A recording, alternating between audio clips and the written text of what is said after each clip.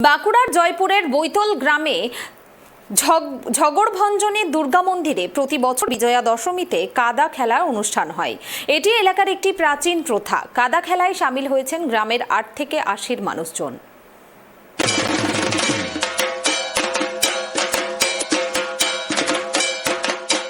কথিত রয়েছে একসময় বিষ্ণুপুরের রাজপরিবারের একটা অংশ বর্ধমানের রাজা কিনে নেন।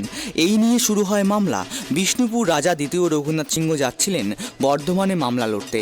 তার যাওয়ার পথেই পরে ঝগড়ায় চণ্ডীর মন্দির। রাজা মন্দিরে প্রণাম সেরে বেরিয়ে দেখেন সামনের বিশাল বটগাছের নিচে একটি ছোট্ট মেয়ে একা কাদামাটি নিয়ে খেলা করছে।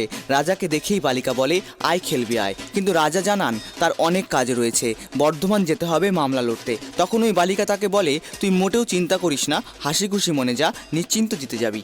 রাজা বলেন, যদি জিততে পারি ফেরার সময় এইখানে খেলা করব তোর সঙ্গে অনেকটা সময় ধরে। এই বলে রাজা তার গন্তব্যে রওনা হন। রাজামশাই সেই মামলায় জেতেন এবং ফেরার সময় তার সহকর্মীদের নিয়ে কাদা খেলেন মন্দির চত্বরে। আর সেই থেকে প্রতি বছর বিজয়ের দিন অনুষ্ঠিত হয়ে চলেছে এই কাদা খেলার অনুষ্ঠান। ওই যে আপনারা হাতে করে এটা কি নিয়ে যাচ্ছেন? থালায় জল নিয়ে যাচ্ছেন কেন? মানে এটা কতদিন থেকে খেলছেন এটা? বুঝি এই খেলাটা কি খেলা এটা? এই প্রথা চলে আসছে বহু বছর ধরে। সময়ের নিয়মে নানা পরিবর্তন এলেও এই প্রথা কিন্তু বাঁচিয়ে রেখেছেন গ্রামের মানুষজনরা। এবার বিজয়া দশমীতেও বৈতল গ্রামের ঝগড়ভঞ্জনী দুর্গা মন্দিরে কাদা খেলার অনুষ্ঠান হয়। এলাকার 8 থেকে 80 বছর বয়সী সকলেই অংশ নেন এই খেলায়। সকাল থেকেই মন্দির চত্বরে শুরু হয় কাদা খেলা। দুটি দলে বিভক্ত হয়ে কাদা দিয়ে একে অপরকে আক্রমণ করে খেলোয়াড়রা। খেলাটি বেশ উৎসবমুখর পরিবেশ অনুষ্ঠিত হয়। এই খেলা শুধুমাত্র একটি খেলা, এটি একটি সামাজিক অনুষ্ঠানও। এই খেলার মাধ্যমে এলাকার সকল মানুষ একত্রিত হয় এবং আনন্দ করে। এটি গ্রামীণ সংস্কৃতির একটি গুরুত্বপূর্ণ অংশ। কতদিন থেকে হয়ে আসছে? কতদিন আমি তো এসেছি, এই 17 বছর আমি এখানে বউ।